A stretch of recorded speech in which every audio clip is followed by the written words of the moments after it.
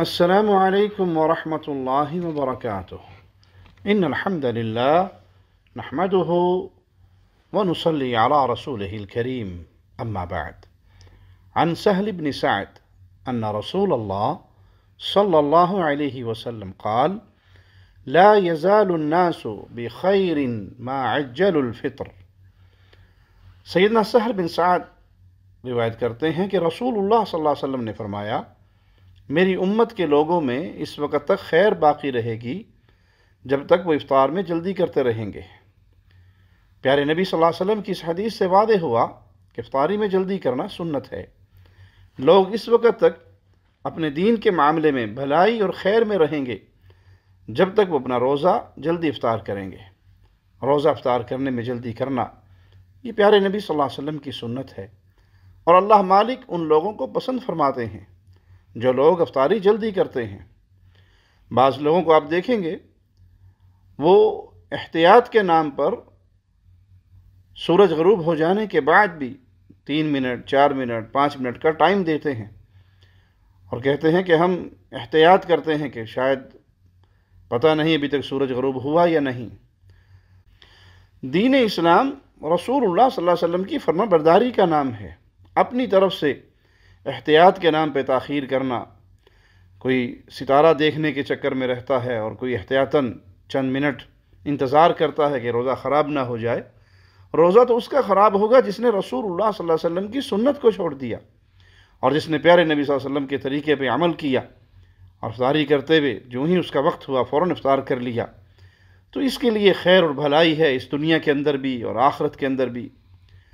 اپنا ذہن یہ بنائیے کہ ہم نے امام الانبیاء، امام کائنات، امام اعظم محمد الرسول اللہ صلی اللہ علیہ وسلم کی سنت اور آپ کی احادیث پہ عمل کرنا ہے۔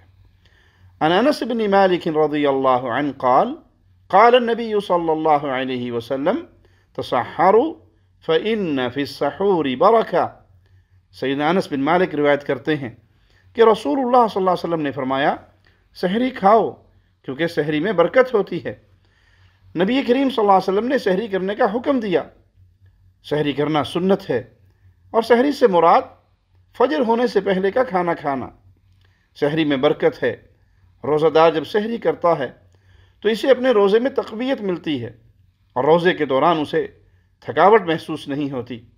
صحیح مسلم میں ہے کہ رسول اللہ صلی اللہ علیہ وسلم نے فرمایا، ہمارے اور اہل کتاب یعنی یہود و نصارہ کے روزے میں سحری کا فرق ہے۔ یہود و نصارہ جب افطاری کر لیتے ہیں تو عشاء کے بعد کھانا نہیں کھاتے، سحری نہیں کرتے۔ دین اسلام میں کوئی رات کو جاگے یا سوئے اس کے لیے حکم یہی ہے کہ سحری کرے، کیونکہ یہ پیارے نبی صلی اللہ علیہ وسلم کی سنت ہے۔ اس سنت میں یہود و نصارہ کی مخالفت بھی ہے اور نبی کریم صلی اللہ علیہ وسلم کی پیروی ہے۔ جو سحری کھائے گا وہ یہود و نصارہ کی مخالفت بھی کرے گا اور پیارے نبی صلی اللہ علیہ وسلم کی سنت پہ عمل کرے گا، آپ کی اتباع کرے گا۔ اور اس سحری کھانے میں روزہ دار کی مصلحت بھی ہے کہ اس کے لیے روزہ رکھنا آسان ہو جاتا ہے اور اس کھانا کھانے سے اس کو تقویت ملتی ہے۔ بے شک کوئی سحری کے وقت چند کھجوریں کھا لے اور پانی پی لے، اس میں بھی خیر و برکت ہے۔ اور یہاں یہ بھی یاد رکھیے کہ دین اسلام اس کے آنے کے بعد اب کسی دین پر عمل نہیں ہو سکتا۔ دین اسلام اپنے ماننے والوں کو حکم دیتا ہے ادخلوا فی السلم کافہ، کہ تم دین میں پورے کے پورے داخل ہو جاؤ۔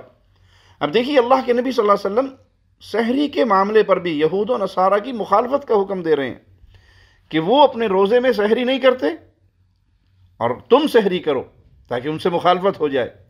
پیارے بھائی، جب یہود و نصارہ کے ساتھ ان کے مذہبی معاملات میں ہمیں شریعت محمدیہ مخالفت کا حکم دیتی ہے تو ان کے عقائد اپنانا، ان کے تہواروں میں شرکت کرنا، ان کی عادات کو اپنانا، ان جیسا لباس اپنانا، اس کا اسلام ہمیں کہاں اجازت دے گا؟ ہمیں اپنے عقائد پر، اپنے اعمال پر، اپنی عادات پر غور کرنا چاہیے کہ وہ کتاب و سنت کے مطابق ہو۔ اللہ سے دعا ہے اللہ ہمیں زندہ رکھے تو ایمان کی بہترین حالت میں اللہ اس ماہ مبارک کو ہمارے لیے خیر و برکت والا بنائے، ہمیں اس میں خوب عبادتوں کی توفیق عطا فرمائے اور ان محنتوں کو اپنی جناب میں قبول فرمائے۔ واللہ واللہ واللہ وہ شخص بڑا ہی بد نصیب ہے جس کو یہ رمضان کا مبارک مہینہ ملا لیکن اس نے روزے رکھ کر، قیام کر کے، قرآن پڑھ کے اپنے آپ کو جہنم سے بچانے کا کوئی سبب نہیں اختیار کیا، بلکہ اس رمضان کے مہینے کو ضائع کر دیا، اس کے مبارک اوقات کو ضائع کر دیا، اور یہ رمضان اس سے اس حال میں جدا ہوا کہ وہ اللہ کی رحمت اور مغفرت کا کوئی حصہ نہ پا سکا۔ رمضان کو پانے کے باوجود اپنے گناہوں کو معاف نہ کروانے والا واللہ ثم واللہ ثم واللہ بڑا ہی خسارے کے اندر ہے۔ یہ رمضان کے دنوں میں تو اللہ کی رحمت جوش میں ہوتی ہے، ہر رات اللہ اپنے بندوں کو جہنم کے کڑوں سے آزاد کرتا ہے۔ تو پیارے بھائی، اپنا وقت روزوں کے اندر اخلاص کے ساتھ عبادت کرتے ہوئے، قرآن پڑھتے ہوئے، تراویح پڑھتے ہوئے گزاریے، اور اس رمضان کی اس مہینے کی بابرکت گھڑیوں میں اپنے گناہوں کی معافی کا سامان کر لیجئے۔ خوش نصیب ہو کہ اللہ نے آپ کو یہ مبارک مہینہ دیا۔ کتنے ہی لوگ آپ کے جاننے والے جو رمضان آنے سے پہلے زمین کے اندر دفن ہو گئے، اور کتنے لوگ ابتدائی دنوں میں چلے گئے۔ اگر آپ حیات ہیں، زندہ ہیں، تو یہ آپ پر اللہ کی بڑی نعمت ہے۔ اس نعمت کا شکر ادا کیجئے اور اپنے گناہوں کی معافی مانگیے، اللہ کو راضی کرنے کی کوشش کیجئے۔ اللہ سے دعا ہے اللہ ہم سے راضی ہو جائے، اللہ ہماری خطاؤں کو معاف فرما دے، اللہ اس مبارک مہینے میں اپنی رحمت سے ہمیں اہل فردوس میں شامل فرما دے۔ اقول قولی ھذا واستغفر اللہ لی ولکم ولسائر المسلمین۔ ہر لمحہ قرآن اور سنت کا ترجمان، فضیلت الشیخ توصیف الرحمان۔